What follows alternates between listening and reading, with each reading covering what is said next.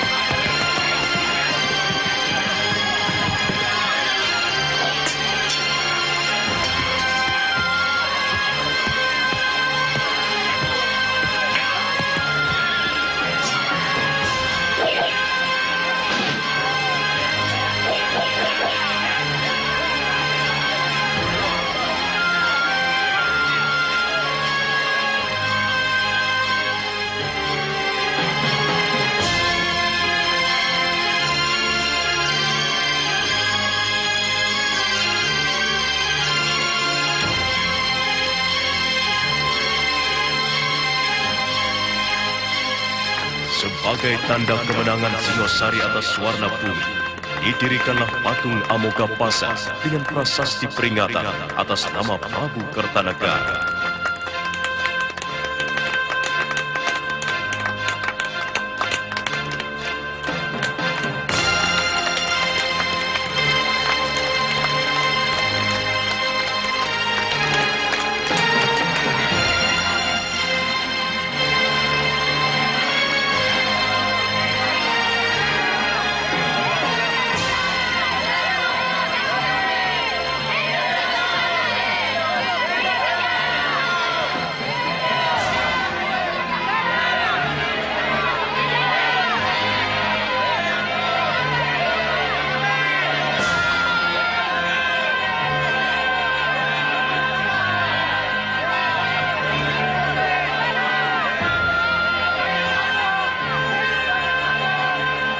Pasukan yang menang perang itu pulang dengan kepala tengadah penuh kebanggaan, dan rakyat pun mengeluh-elukan mereka.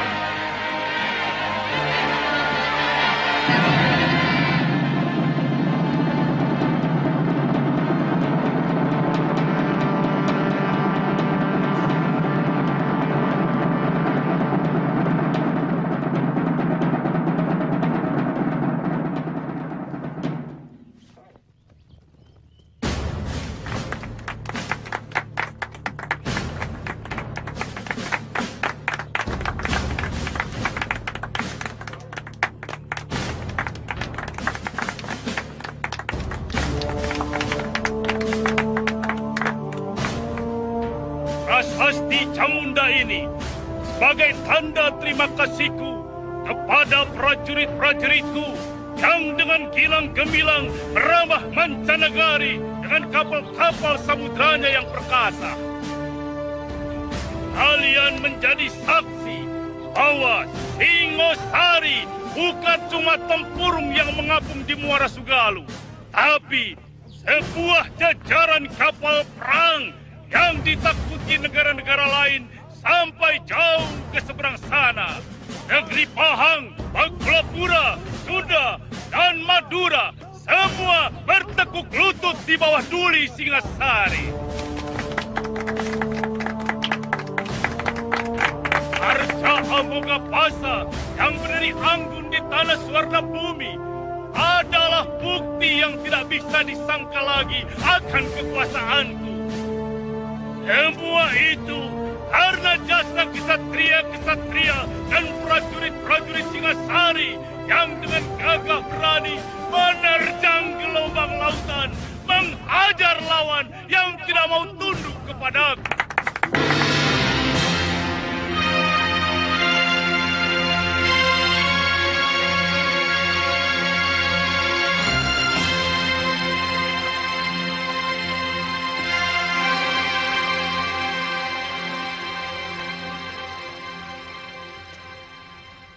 Arda Raja dan kau Dyah Wijaya. Daulat Ayahanda Prabu. Daulat Ayahanda Prabu. Kalian berdua kuperintahkan untuk mengatur dan mengawasi pelaksanaan pemberian penghargaan itu. Aku tidak mau ada yang tercecer. Semua yang telah berjasa harus ikut menikmati hasilnya. Duli Ayahanda Prabu. Jangan sampai ada yang alpa. Karena masalah ini akan digunakan oleh musuh-musuhku semacam Ramapati untuk merongrong kewibawaanku. Daulat Ayahanda Prabu.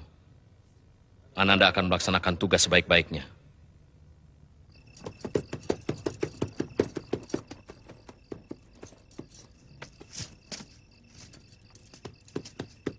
Saya mau bertemu dengan Raden Pranaraja. Ada pesan dari Raden Dyah Wijaya. Tunggu sebentar.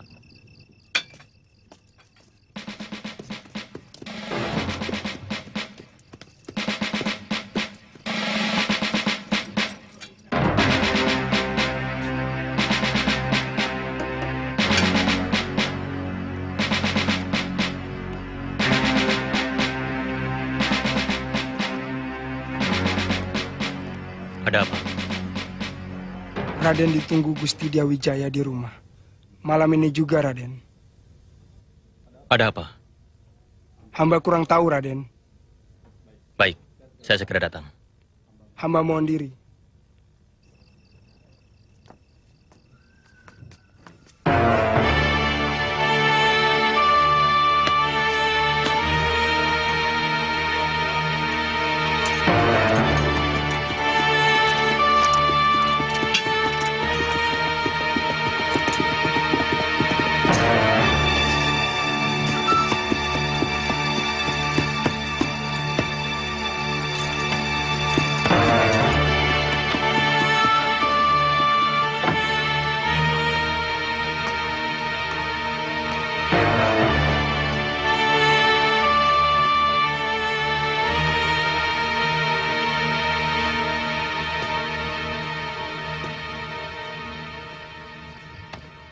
Raden memanggil hamba.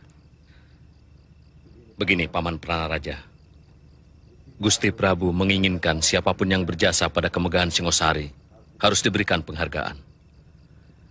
Ada satu orang yang terlupa untuk diundang, yang sebenarnya tidak kecil jasanya.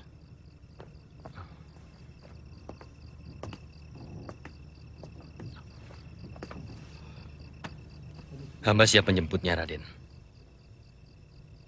Namanya Empu Hanggareksa, dari desa Kurawan. Dari tangan beliaulah senjata-senjata ampuh prajurit Singasari, yang kehebatannya sudah teruji di setiap medan pertempuran. Benar, Raden. Golok dan keris prajurit Singasari memang sangat keras. Bahkan mampu memapas senjata lawan sampai putus. Undang beliau pada bulan Badrapala ke keraton, untuk menerima anugerah dari Sang Prabu bersama-sama perwira dan para senopati. Hamba siap berangkat, Raden. Kalau perlu, malam ini juga. Tidak usah. Besok pagi-pagi saja Paman berangkat. Bawa 2 orang untuk menemani Paman.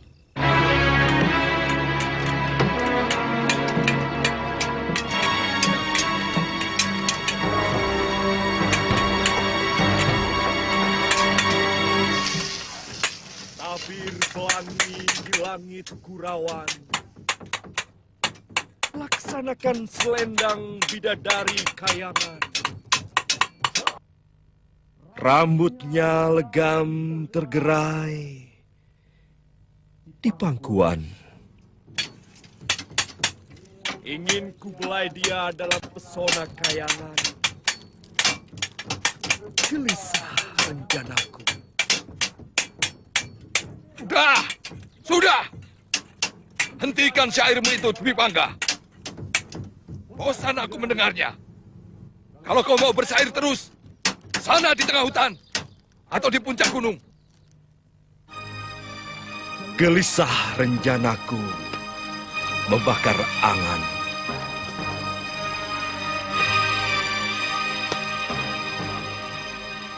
Dewi, aku ingin menuai kasih sayang. Bersama mandi pelangi, remang petang. Laki-laki kok jadi tukang syair? Anak empu itu kan seharusnya jadi empu. Jadi empu yang lebih bagus, yang lebih hebat dari saya. Hei, ini malah jadi... Dan Dwi Pangga memang tidak pernah tertarik dengan pekerjaan ini, Romo Empu. Dia pernah ngomong sama saya. Katanya, empu itu mengabdi bagi para pembunuh. Tapi kalau penyair adalah pencinta kehidupan. Itu kata dia loh, Romo. Bukan saya. Pintar bicara anak itu. Syair juga bisa menumpahkan darah. Syair bisa untuk memfitnah, membangkitkan pemberontakan. Tapi apakah semua penyair bisa membangkitkan pemberontakan? Hah? Bukan saya yang bicara loh, Romo.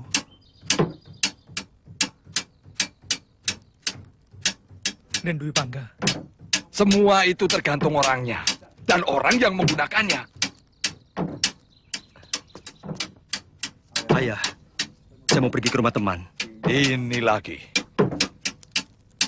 Aku tidak pernah tahu apa maunya. Lontang-lantung. Sini kamu.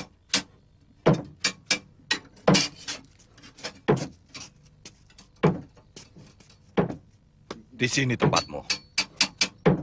Bara api dan besi akan menempa dirimu menjadi manusia tangguh. Paham? Bagus.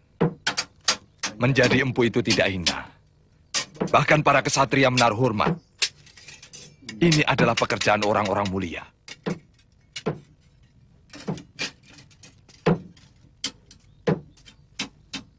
Ya sudah, sana. Baik, Ayah.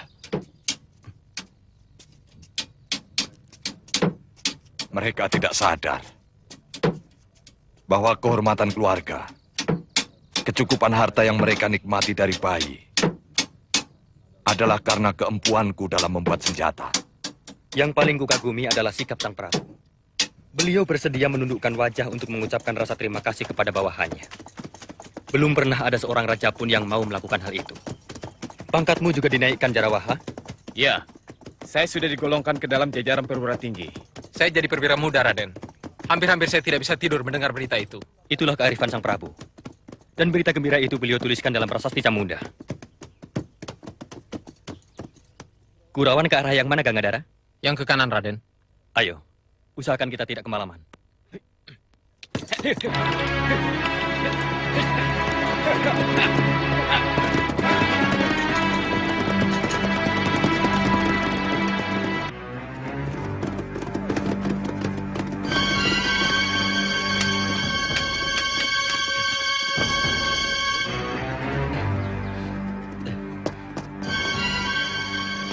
Jong, ada mangsa datang, Kakang.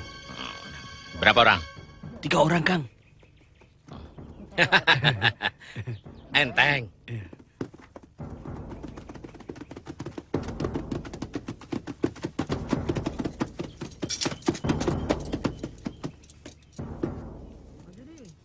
Kita harus cari jalan lain.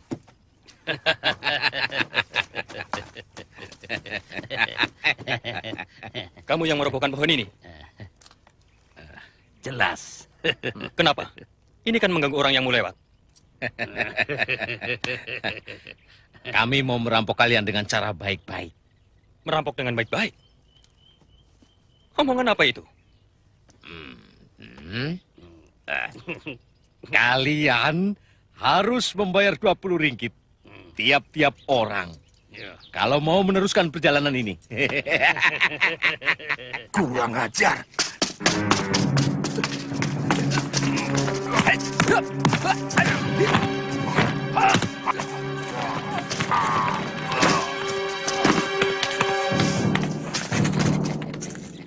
Kurang ajar. Biar aku yang bereskan.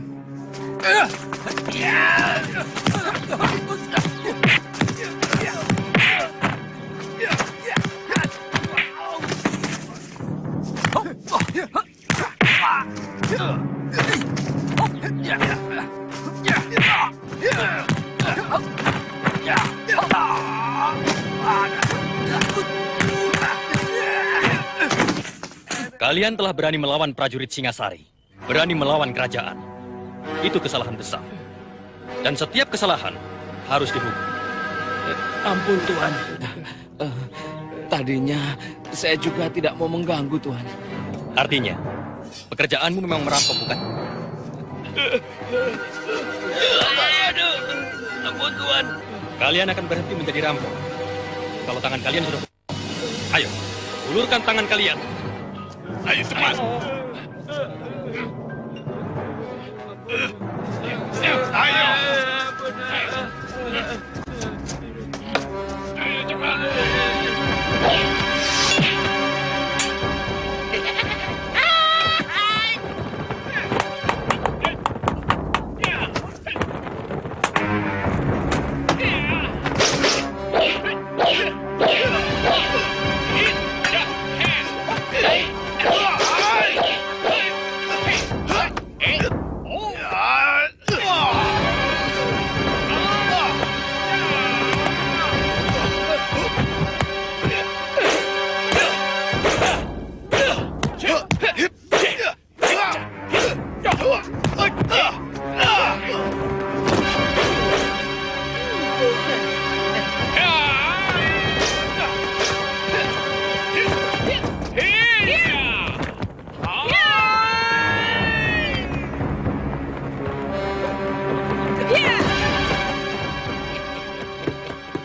Hei,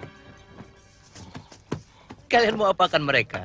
Mereka akan kupotong tangannya karena berani merampok kesatria Singasari. Jangan terburu-buru. Mereka merampok karena terdesak kebutuhan. Dan juga, raja kalian itu hanya mengumbar nafsu untuk melebarkan tanah-tanah jajahan ke mancanegari. Sementara rakyatnya di dalam negeri sendiri ditelantarkan begitu rupa. Kurang ajar. Hah? Jangan mentang-mentang di hadapan saya. Saya tahu kalian semua sedang mabuk kemenangan. Saya harap Tuan jangan ikut campur. Aku memang paling suka ikut campur pada manusia-manusia sok jago seperti kalian.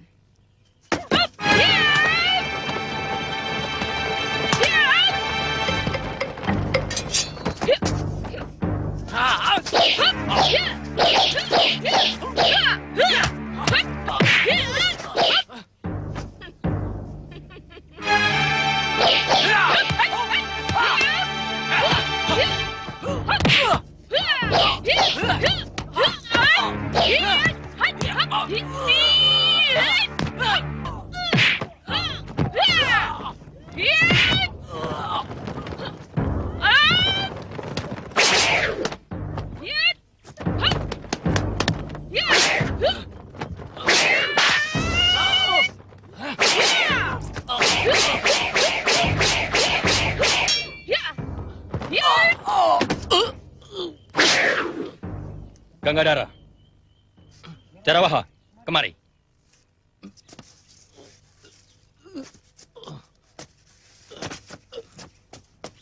Tidak usah meladeni mereka. Tugas-tugas kita jauh lebih penting dari sekedar meladeni orang-orang yang tidak genah itu. Ayo jalan.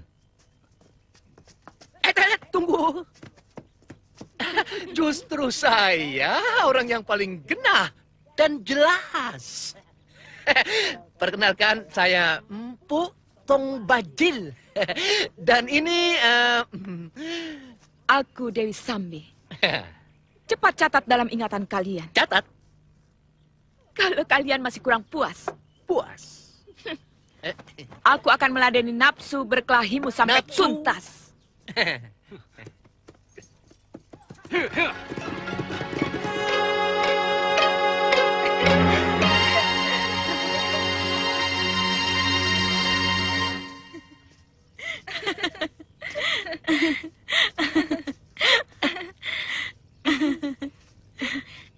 Pokoknya nanti kalau Kamandanu ada di candi, aku terus pulang ya.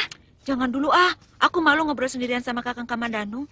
Masa aku harus nungguin orang pacaran? Tapi kamu harus menunggu aku di rumah Wak Kentrung ya. Kalau aku pulang sendirian, bisa-bisa diganjar sama bapak. Iya, iya. Ayo.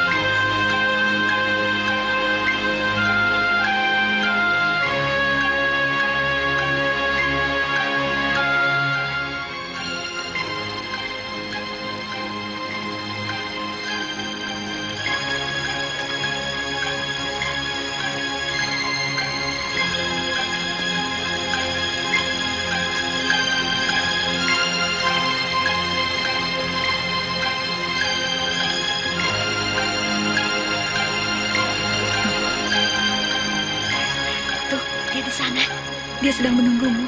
Aku tinggal ya. Aku malu. Kenapa harus malu? Alasanku apa? Melihat pelangi. Kau kenal dengan Kamandanu. Karena kalian mempunyai kesukaan yang sama, melihat pelangi. Ya sudah, tapi kamu tunggu di sana ya.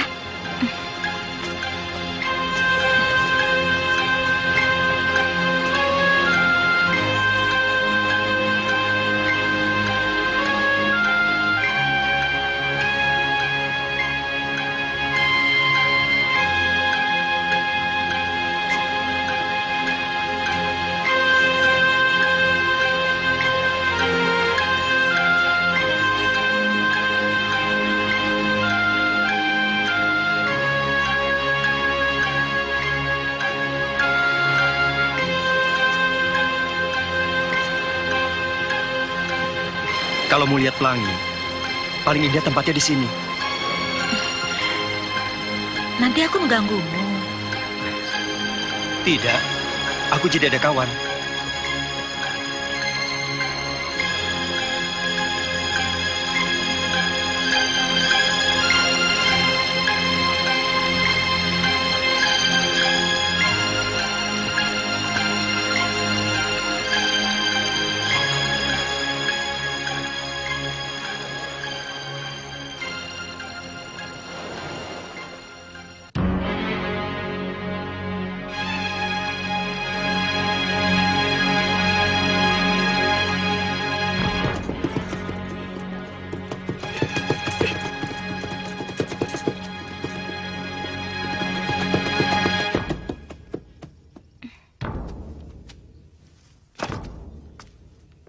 Palastri, di mana Narirati?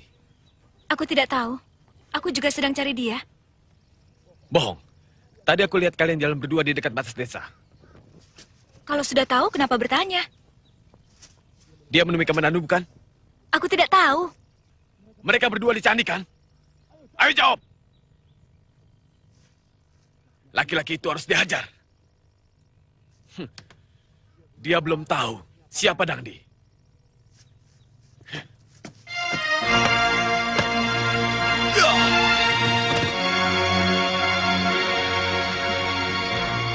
Kami sudah bersahabat sejak kecil.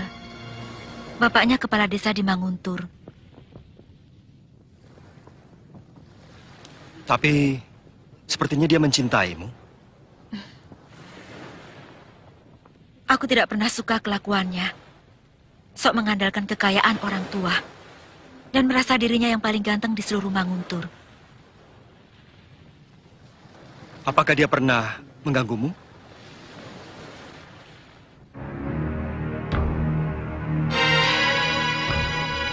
Sekali. Ayolah Rati, tidak ada siapa-siapa di sini. Kau pasti akan beristri. Jangan, kau Dangdi. Berani sekali lagi kau jambat. Aku akan berteriak dan semua orang-orang kampung akan ke sini. Kita akan bersahabat, Dangdi. Sama seperti dengan Talastri, Suhita, dan yang lain-lain. Mestinya kau bangga, Narirati, bahwa pilihanku jatuh pada dirimu. Kau tahu berapa banyak gadis desa yang tergila-gila padaku? Ayo. Pilihlah salah satu di antara mereka. Jangan aku. Sejak kehadiran Kamandanu di sini, sikapmu berubah sama sekali padaku, Narirati. Dia pemuda yang baik.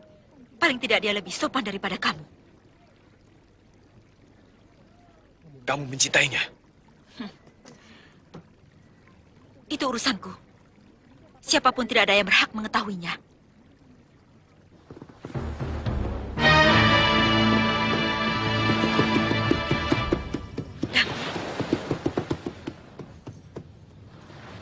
Tidak usah takut. Kamandanu, lancang kau berani membawa kekasihku. Kau tahu siapa aku? Anak kepala desa Manguntur yang pernah mau berbuat keji. Seorang gadis suci. Kurang ajar kamu. Turun. Kita selesaikan urusan ini secara laki-laki. Bagiku, Narirati adalah sebuah harga diri. Apa-apaan kamu, Dangdi? Aku tidak pernah ada urusan dengan kamu, kecuali persahabatan. Ayo, Kamandanu. Atau nyalimu lebih kecil dari tikus. Ayo. Tidak perlu. Kenapa? Kamu takut? Kakang, janganlah Deni Kakang. Dia licik. Sekali-sekali mulutnya yang berlebihan itu perlu diberi pelajaran.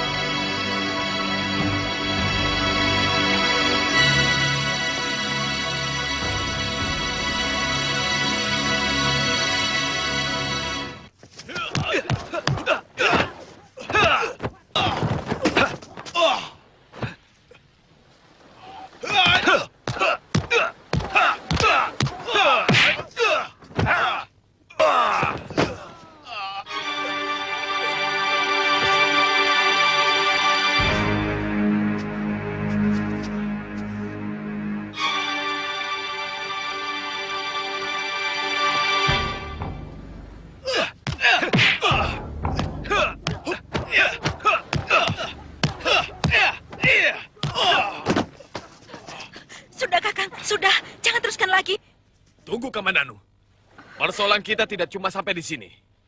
Luka di kening ini harus kau bayar lebih mahal.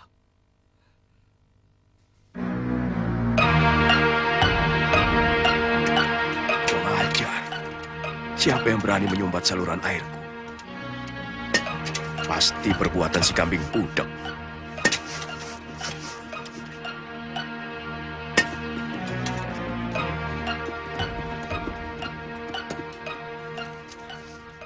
Hei, kau tahu di mana rumah Empu Anggareksa?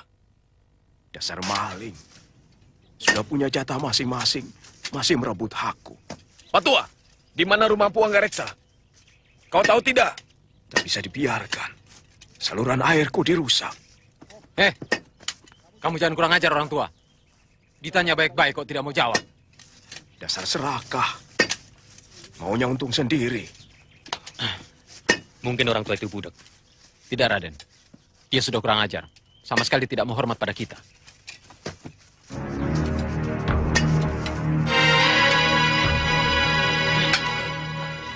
Ini lagi. Kamu mau membela si serakah itu ya? Hah? Kamu jangan kurang ajar, Pak Tua. Kamu tahu siapa kami? Kamu sudah berani melecehkan prajurit Singasari. Kamu ini prajurit Singosari, toh? Hei, kamu harus minta maaf pada kami atas kelancanganmu. Berlaku tidak sopan pada kami. Ayo. Hah? Lucu. Kamu ini ngelawak. Yang tidak sopan itu siapa? Hah? Kamu tanya sama orang, tapi tanya seperti sama kerbau. Ayo sana, saya mau kerja.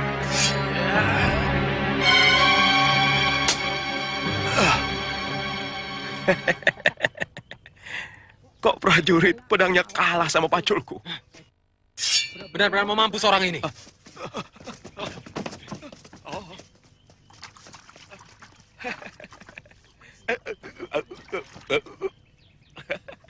Ayo sini. Yang perlu berantem itu kan kamu, bukan saya. Masa prajurit sama lumpur takut? Ah?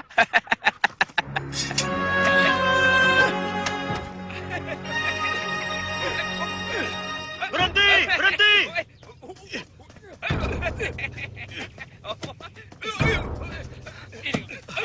Kenapa orang tua itu disiksa? Hah? Apa salah dia? Dia mempermainkan kami. Ditanya baik-baik, malah meledek kami. Tuan-tuan mau menanyakan apa? Mungkin saya bisa menolong. Kamu tahu, rumah Empu Hanggareksa? Iya, dia ayahku. Ayo, antarkan aku ke sana. Baiklah, mari. Paman, saya pergi dulu.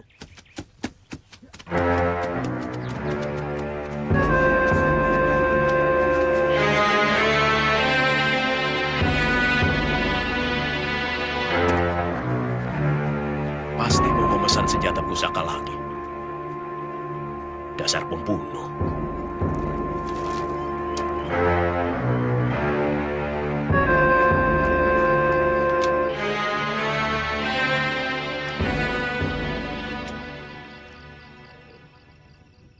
Dia memang kurang genah.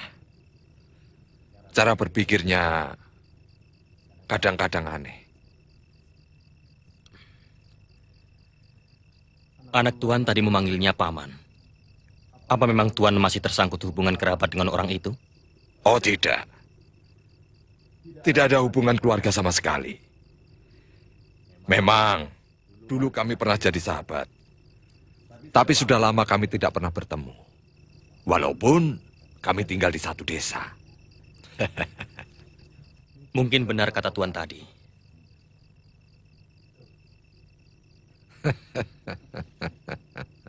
Sebenarnya, tanpa mendapat penghargaan sekalipun, saya akan tetap mengabdi kepada Sang Prabu.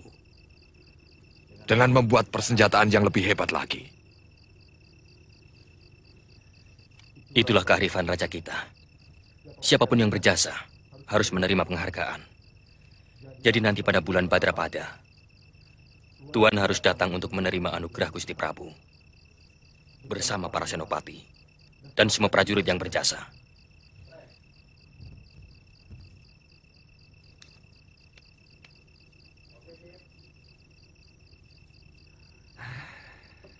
Kadang-kadang seperti mimpi. Orang desa seperti saya mendapat penghargaan dari raja.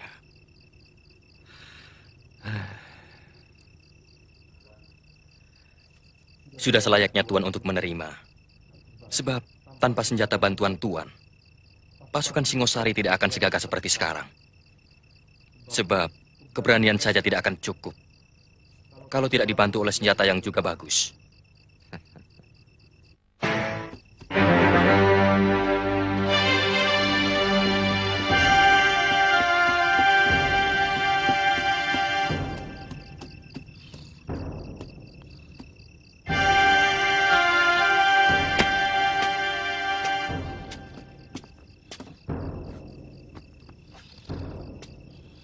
Wirat? Wirat?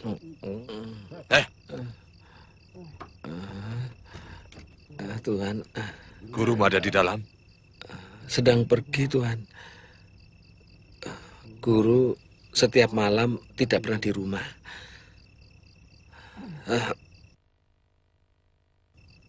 Lalu pergi. Begitu terang tanah, baru dia pulang, Tuhan.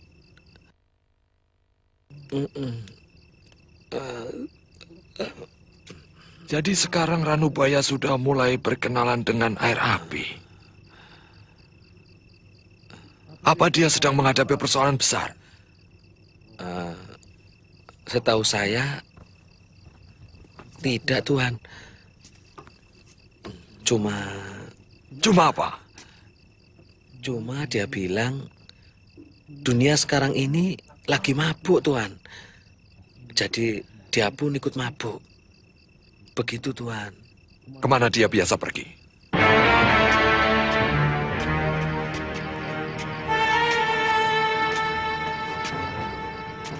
Nah, di atas batu itu biasanya guru berada, Tuan, sambil menikmati bulan yang memantul ke sungai. Apa yang dilakukan malam-malam di tempat seperti ini? Ya itulah, Tuan. Guru itu sering berlaku aneh. Aneh? Iya. Beliau itu punya kegemaran yang tidak jamak dilakukan oleh orang lain. Katanya, Tuan, dengan menikmati rembulan, kita akan bisa menyadari bahwa manusia itu sangat kecil dibandingkan dengan alam semesta. Dengan begitu, kesombongan pun akan sirna. Ya, ternyata dia tidak ada di sini. Sekarang, kau antarkan aku ke Gua Bukit Jamur. Tuan, kenapa tidak menunggu besok pagi saja, toh? Tidak bisa, Wirot. Besok pagi-pagi aku harus sudah ada di Singosari. Ditunggu oleh Gusti Prabu Kertanegara. Kenapa kau menjadi takut? Di pohon besar dekat goa ada hantu gentayangan yang selalu mengganggu orang, Tuan. Kau tunjukkan saja tempatnya. Aneh. Kakang Ranubaya mendidik murid seperti ini. Kenapa dibiarkan jadi penakut? Tuan ikuti saja jalan setapak itu, Tuan. Terus lurus. Nah, nanti di balik bukit itu akan kelihatan bukit berbentuk payung raksasa.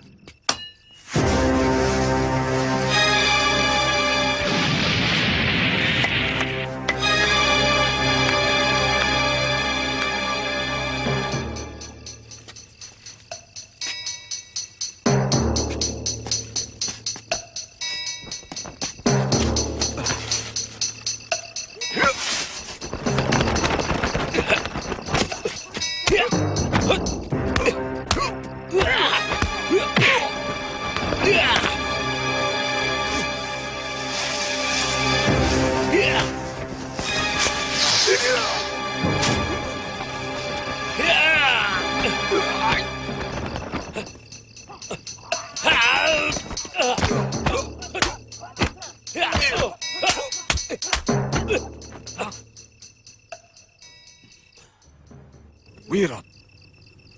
Maaf. Apa maksud main hantu-hantuan begini? Katakan. Apa yang kau sembunyikan tentang gurumu? Sekali lagi maaf, Tuan. Saya memang ditugaskan guru untuk menjaga semedinya. Agar orang lain tidak mengganggu. Jadi gurumu sedang semedi di gua? Iya.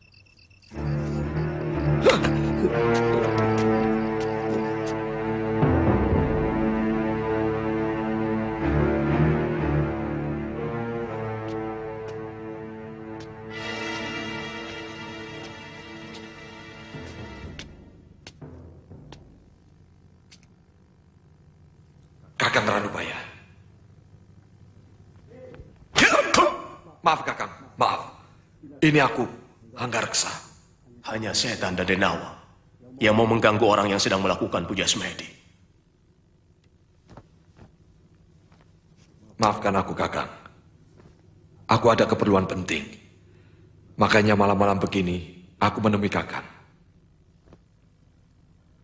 Yang menurutmu penting itu, lalu kau tega mengganggu puja semediku, yang juga penting bagiku. Kakang, keperluan ini menyangkut Kakang juga. Keperluan apa?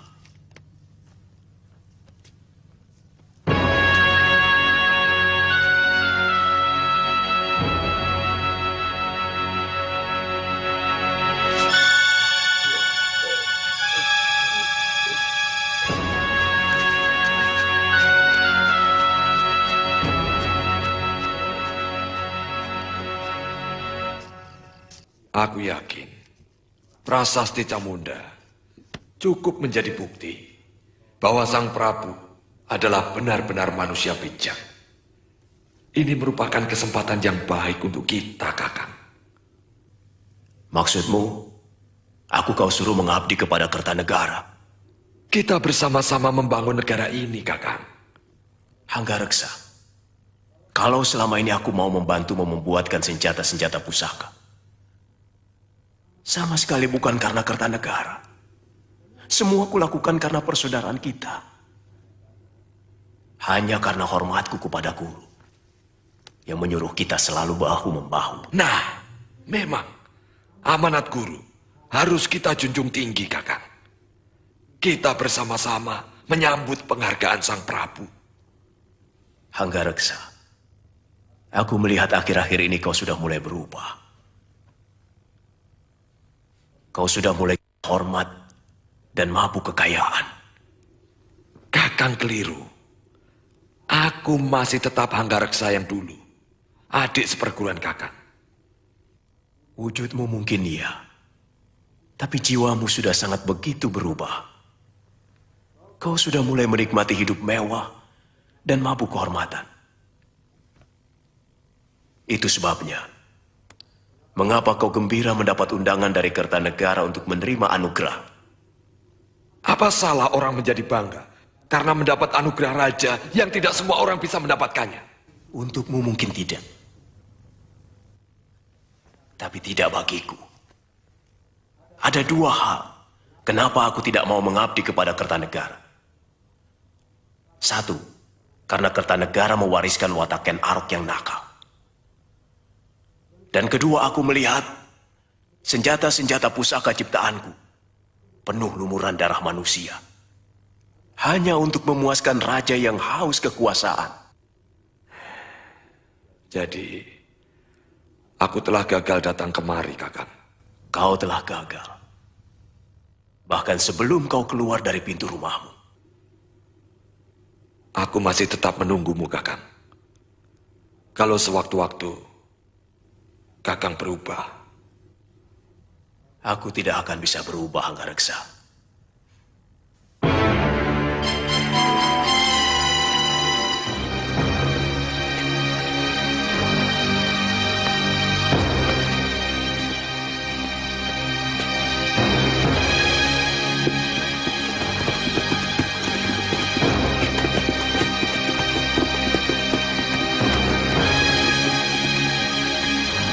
Raja Walid terbang bebas menusuk awan. Kepak sayapnya perkasa mencabik mega. Adakah di sana belenggu mengunci kebebasan? Hancurkan dia demi cinta.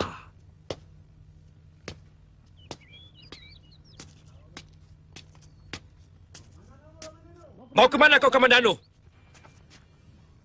Menyusul Raja Walimu, membelah langit, menghirup kebebasan. Jangan mabuk kebebasan. Sebab yang bebas di dunia ini hanya binatang. Kebebasan lepas dari segala tekanan dan keharusan sepihak. Jelas, aku akan menagih dendam atas luka di keningku ini. Apa kau perlu membawa teman? Hanya karena urusan yang sepele ini? Hah? Aku selalu memberi lebih pada siapapun. Karena aku ingin kamu selalu kecewa dan sakit hati.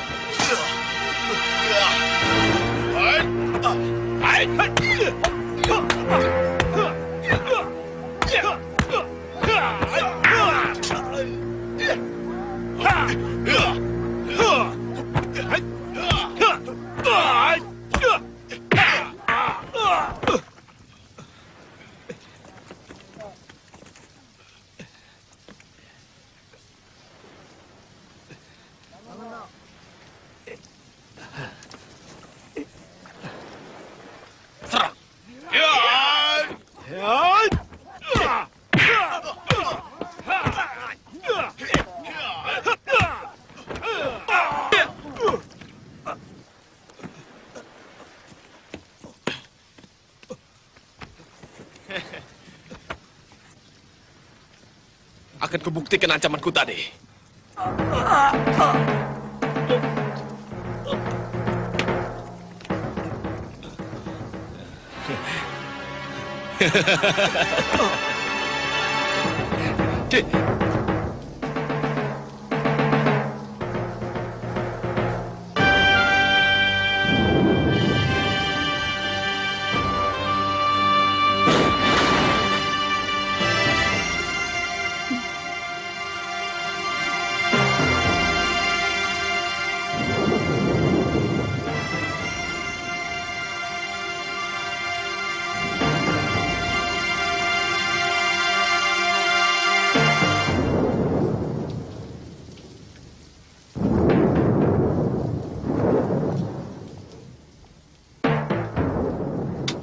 Nyi, jangan mondar-mandir terus. Saya jadi ikut bingung. Kamandanu itu laki-laki dan sudah besar.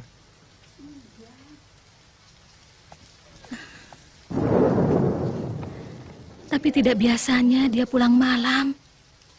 Ini pasti ada apa-apa. Kenapa?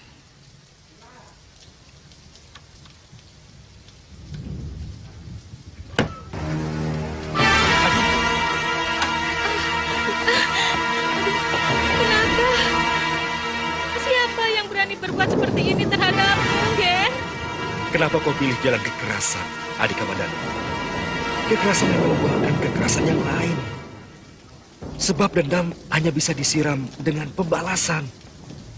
Dan pembalasan menumbuhkan dendam baru.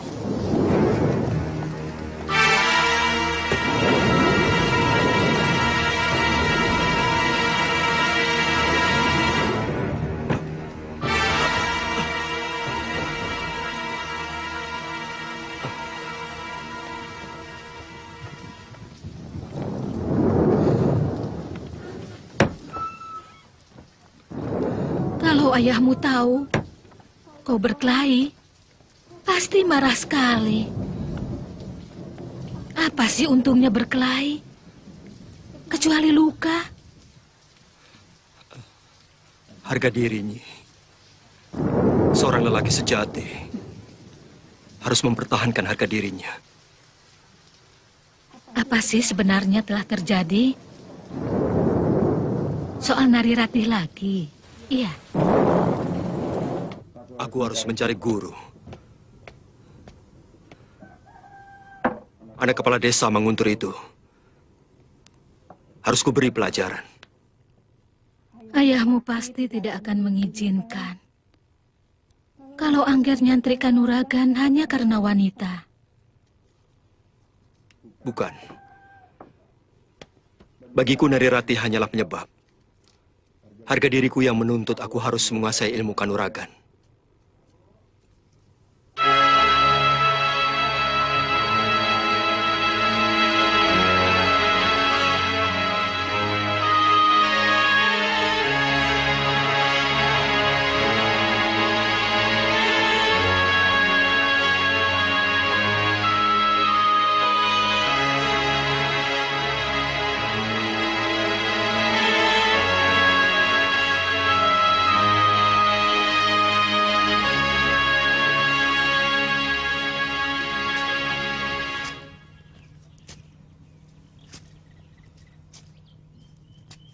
Dari tadi kamu murung terus.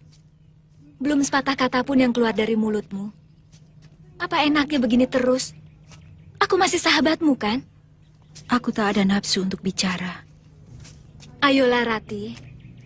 Teman dalam duka lebih sering kali bisa menolong. Kamu bertengkar dengan Kamandanu? Tidak. Dia baik. Baik sekali. Bahkan terlalu baik bagiku. Lalu, masalahmu apa?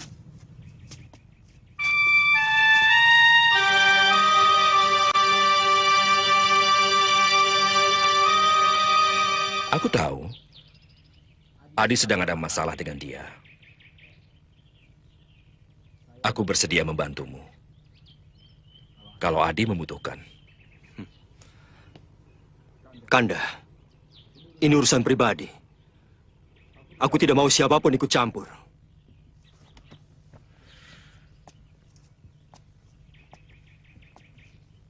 Kakang Dwi Pangga, sudahlah. Hentikan syairmu itu. Lelaki gombang. Parwati! Tunggu! Kakang, mau kemana? Jangan pedulikan siapapun, Kakang. Parwati, dia harus kuberitahu bahwa cinta itu gejala alam.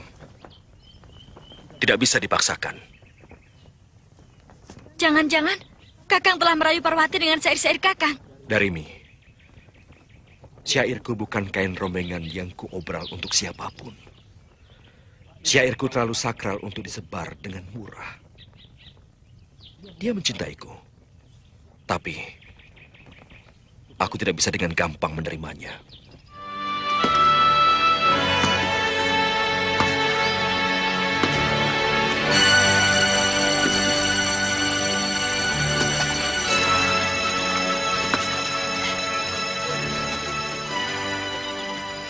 Ada apa, Parwati?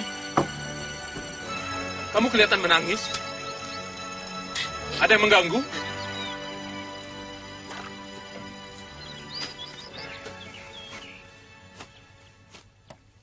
Ada apa, Parwati?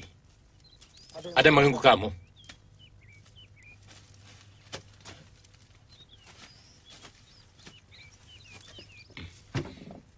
Aku tidak bisa dibohongin, Duk. Ayo katakan. Akan kuhajar orang yang berani mengganggu kamu. Kakang Dwi Pangga mengkhianatiku, Papa. Dia bermesraan lagi dengan Darimi. Anak desa Tumangkor Lor itu. Kurang ajar.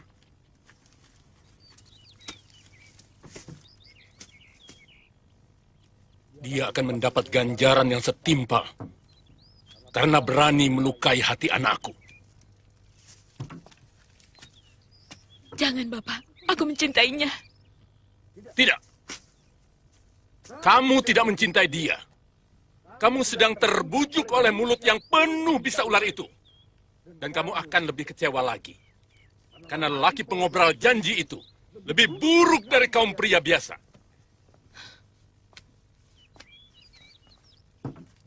Aku benar-benar mencintainya. Aku suka syair-syairnya yang indah. Syair-syair itulah bisa yang memenuhi kerongkongannya, Parwati.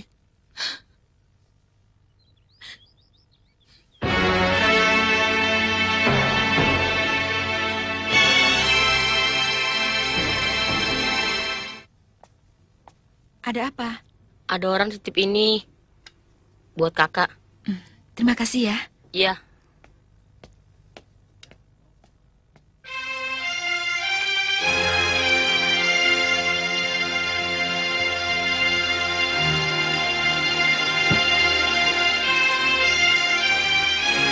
Kubuka daun jendela. Terbentang malam dihiasi candra kartika. Bulan Waisa sekarang 10 kali rumahmu kujelang. Pintunya masih rapat terkunci dari dalam. Kapan kau buka untuk maafku? Wahai Puspa Kayangan.